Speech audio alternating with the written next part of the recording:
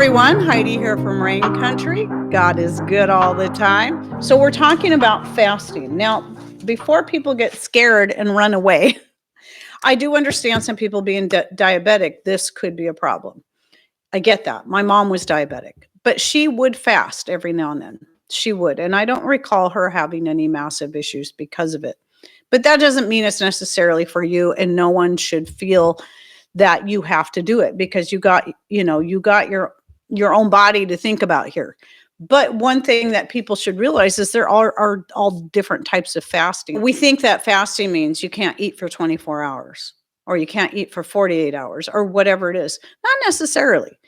Remember the word break fast means exactly that. Break fast, because you're breaking the fast. You're already fasting unless you're eating all night long instead of sleeping. So from the time that you stop eating in the evening until you eat breakfast, or whenever you eat breakfast, you're fasting. Your bodies are made to do that because during that time during the night is the time your body can kind of reset itself. Now, going longer than that, if you're already doing that, then consider trying going a little longer. Intermittent fasting is something I started doing in high school long before I'd ever heard of it. I just made it up. I never knew there was a name like that. I didn't have a name for it. I just found that I seemed to do better if I skipped a breakfast. But I never told anyone that because back in the 80s, it was like, you should never skip breakfast. Oh, that's bad. That's bad. You'll die, whatever. Of course not. It's silly. But I knew that people would get on to me for not eating breakfast. I just know that I always felt better. I was less likely to want to snack so much between breakfast and lunch if I skip breakfast and then snack all the rest of the doggone day. And so I've done it off and on ever since my teens.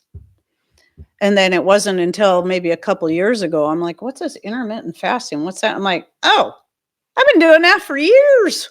Is that what that is? So anyway, there's intermittent fasting. Fasting can also be simply cutting out completely certain foods for a time. Remember, for a time. So a carnivore diet could be a type of fast. A vegan diet could be a type of fast. A dairy-free diet, so on and so forth. This can be a type of fast. Also, even just, calorie restrictions could be, even if you're eating all day, could also be considered a fast of sorts.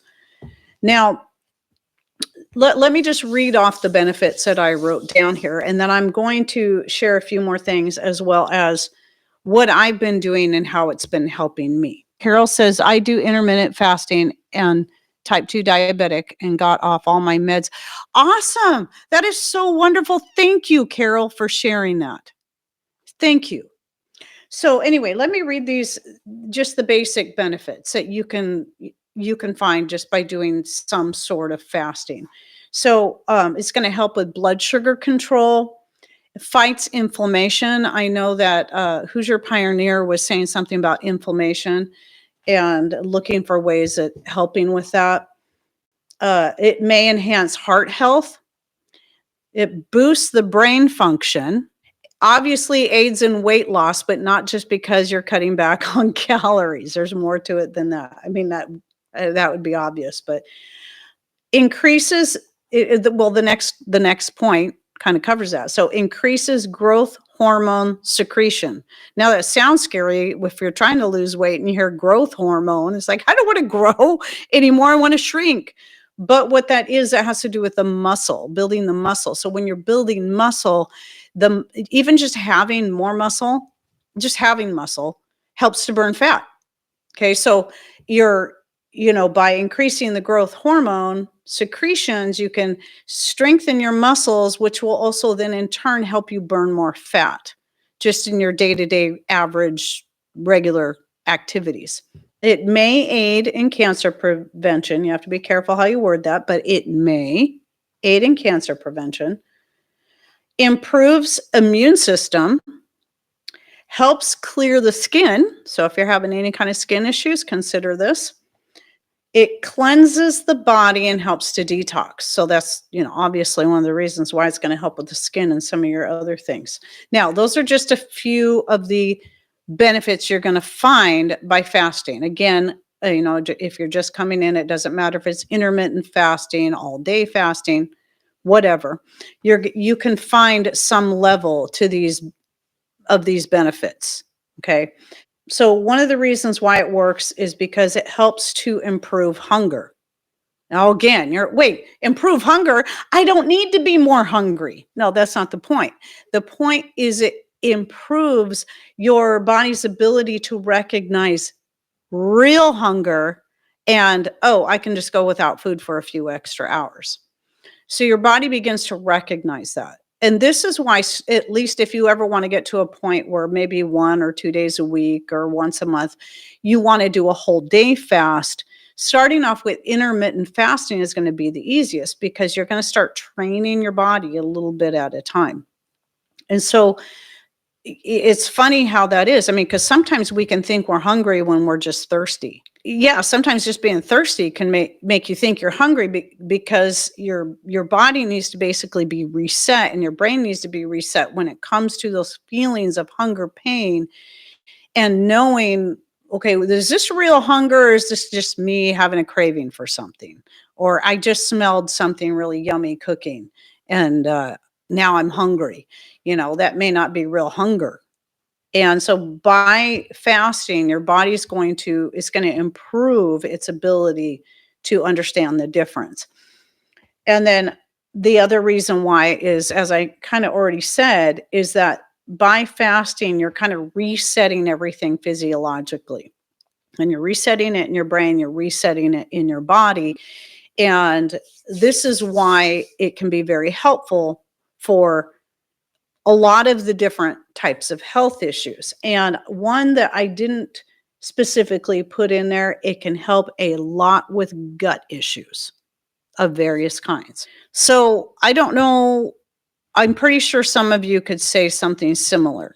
A show of hands, you can put the little hand symbol in there, if not only have you had COVID at some point, but ever since you have had it, have you found yourself having health issues that you didn't have before, or found yourself catching colds and flus a lot more easily?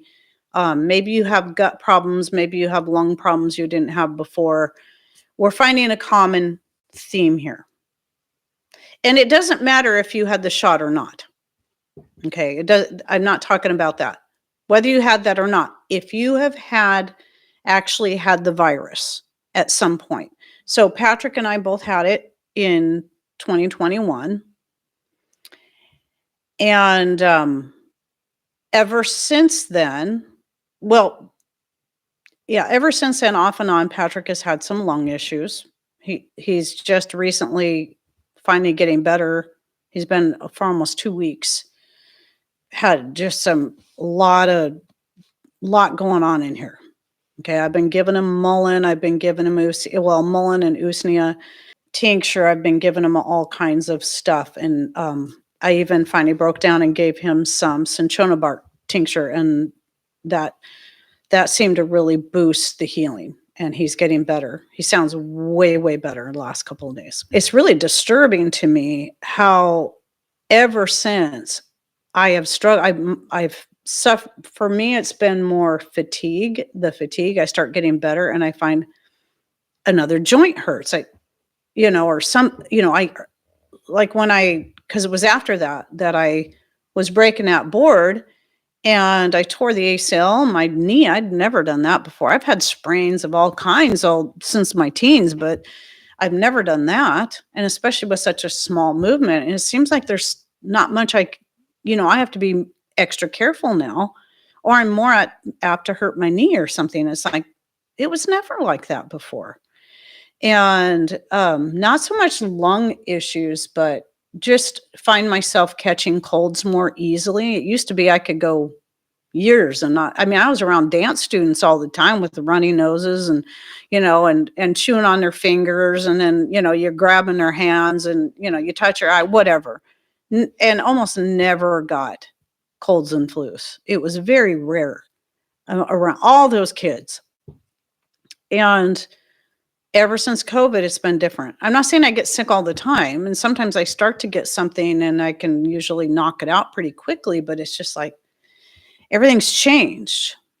And somebody told me yesterday that what they have found is that people, at least they, just in their own kind of watching how things have been playing out, is that people who had whatever issue you may have had, no matter how minor it was before COVID, after having COVID, all of that became more problematic, or you were more apt to have issues with that. With that said, something that happened several months ago was my daughter-in-law got super, super sick. She got some kind of bug that they could never figure out what it was. It was a kind of stomach bug that I don't think I've ever heard of before. I mean, well, as far as the way it acted, I couldn't find anything. I took all of her, the information she was giving me on her symptoms and everything, and I couldn't find anything quite like that. But she had diarrhea for weeks and just constantly feeling sick. She lost like 20 pounds in a week. And it wasn't even just like she would eat and several hours later it would go through. No, she would eat and it would go straight through her. Like as soon as she ate her last bite, or even while she was still trying to eat her meal, she was running to the bathroom every time, straight through her. So she was getting absolutely no nutrients from her food. Well, shortly after me and I think it had to be the same thing, but it didn't affect me quite the same way. But for like 3 months straight, I was having nausea. And then the diarrhea. And then it would seem like it would get better. And then then it would come back. And it seemed like there was nothing I could eat that wouldn't set it off. And I'm just like, I don't know what's going on. And then it seemed like it was good for a while. It was just kind of a slow process of getting better. And I know other people around here were dealing with something similar. I'm like, I've never heard of anything like this. Like I said, my daughter-in-law was seeing the doctor about other things because she had other health issues she was trying to get to the bottom of. And they couldn't figure out, nobody knew what it was. Nobody. I mean, it's still a big question mark as to what was this thing. And it just wants to hang on for weeks. And in my case, seems like months. I'd get a little bit better and then I'd go back again. It'd be like 2 steps forward, 1 step back, 2 steps forward again, 1 step back. And so it was a slow getting better. Well, this last time when I kind of went backwards a little bit again, I decided, you know what? It's time for me to get back into my regular regimen of the intermittent fasting and then taking a whole day fast at least once or twice a week. Because along with that, I was getting the skin rashes coming back, mostly on my arms and my upper back. Never had issues with that before. And I got rid of them before, and all of a sudden they came back again. And so I'm thinking, it must be whatever happened, I've got to clear it out.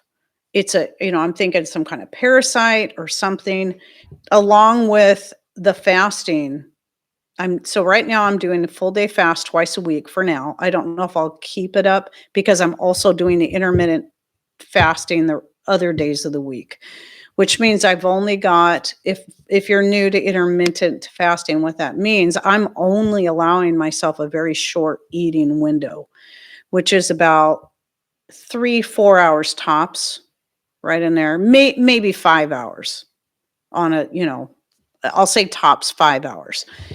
And so the rest of the time I stop eating by a certain time of night, usually about 3 or 4. I don't eat anything after that. And then I won't eat again the next day until 11 or 12. Depending on how things are going. But I'll even do that after I've been fasting for a full day, which means my full day fast is almost 2 days by the time I finally eat something. So it's like, what figure about 42 to 44 hours is usually how long I'm going when I do that. But that's only 2 days of the week right now. I'll probably drop back to 1 and then just do the intermittent fasting on the rest of the days. That I'm not sharing what I'm doing to say this is what you should do. I'm sharing what I'm doing because this is what just so you can understand where I'm at right now. Now, usually the easiest way to get to the point where you can even fast for even just a 24-hour period, like I said earlier, is to just kind of deprive yourself. Like if you're normally eat breakfast, instead of eating breakfast at 7, push it off until 8, and do that for a little while, and then push it off until 9. And then eventually you'll find it gets easier and easier, and you can wait until at least noon. So, and then same thing from the other end. You can, eat until, don't eat anything after 6 o'clock. And it's actually better not to eat too late in the evening anyway. You don't want to go to bed on a full stomach. You want your food pretty well digested before you go to bed. It'll just be better for you all the way around. But anyway, you can shorten that. And then just find the eating window that works for you. If you're diabetic, you may need a larger eating window than I do. 3-4 hours might be way too small. You may have to go bigger than that. And that's fine. You have to find what works for you and never feel guilty or that you're not as good as somebody else because you're not doing it the same way. If you start feeling terrible, then it means you probably need to have a bigger eating window or not fast so much.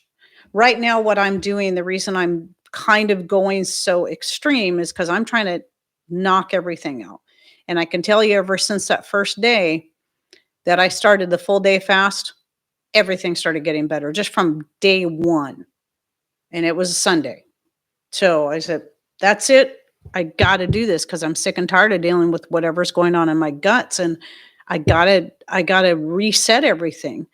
And then, I've also been taking diatomaceous earth along with that because if it is some kind of bug or parasite or something, I want to make sure whatever gets flushed out of there.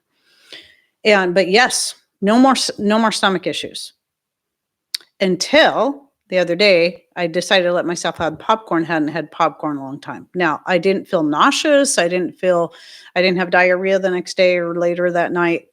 I just felt very bloaty. So I'm like, okay. No on the popcorn. I'm kind of experimenting to see if there is a certain food because popcorn used to never bother me. Never. Until a few months ago. I can have grits, so it's not the corn. Grits don't bother me. It's the popcorn itself, and I'm guessing it's probably because of the hulls.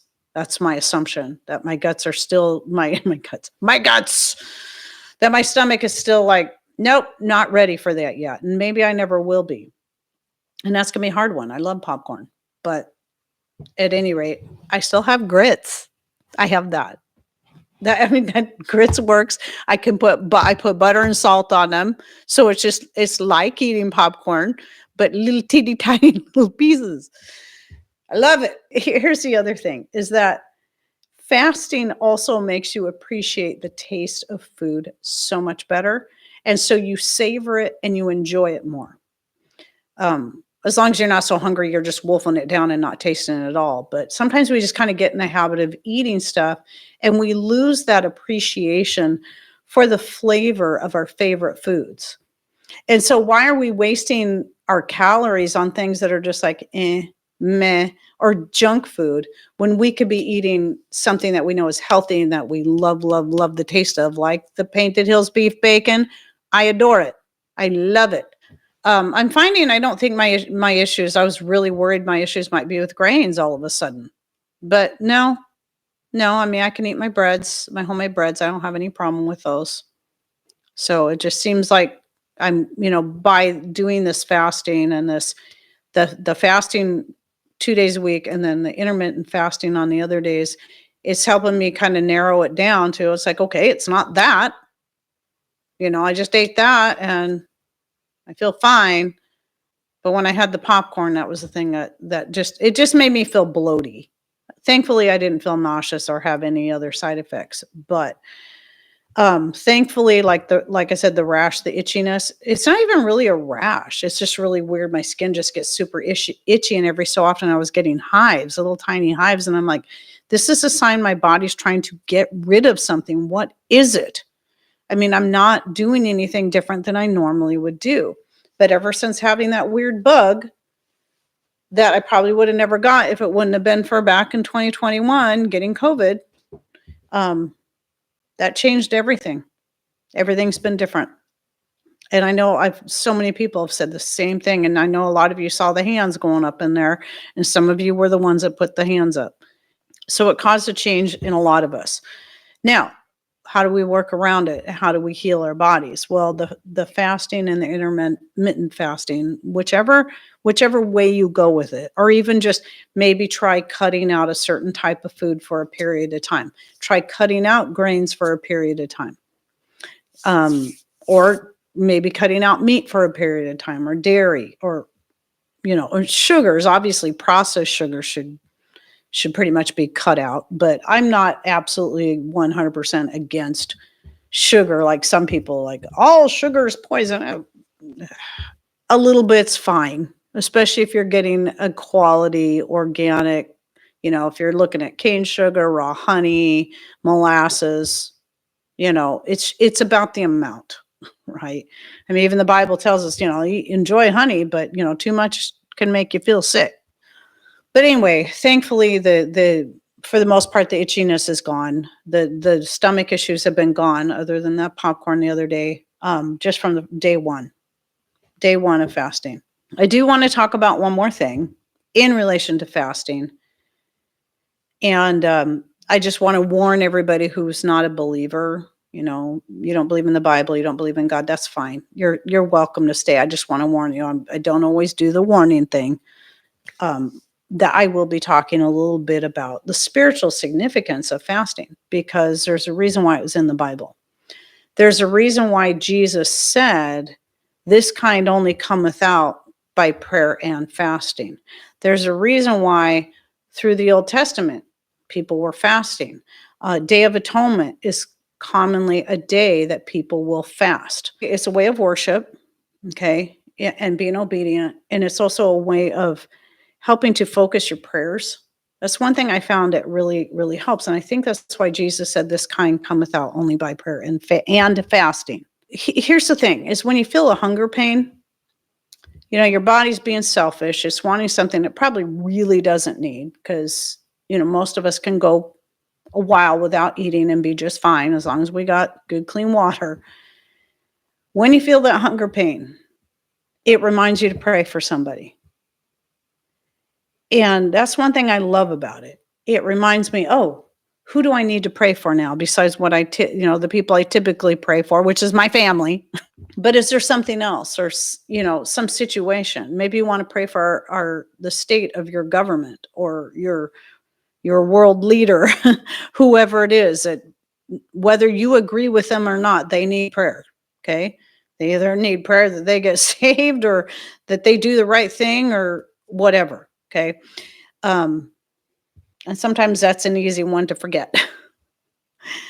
But there's always somebody or something we can pray for. And when we feel that hunger pain come on, we can pray for somebody, and the hunger pain will go away, because now we're focusing on, our focus is going outward rather than, ooh, I'd really like to have a Snickers bar right now, or whatever the craving is you have, or those grits, or that popcorn, or that beef bacon.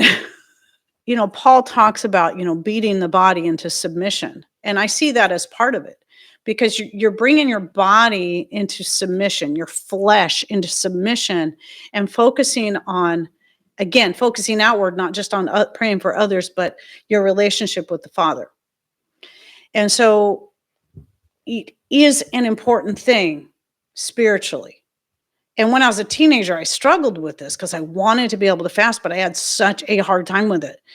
But I wanted to be able to have that closer relationship. And it didn't, it took me a while to kind of find how to ease myself into it so that I could do it. So I hope you guys have a great week, a great rest of your day. Thanks for coming in, and take care, and God bless. Love y'all.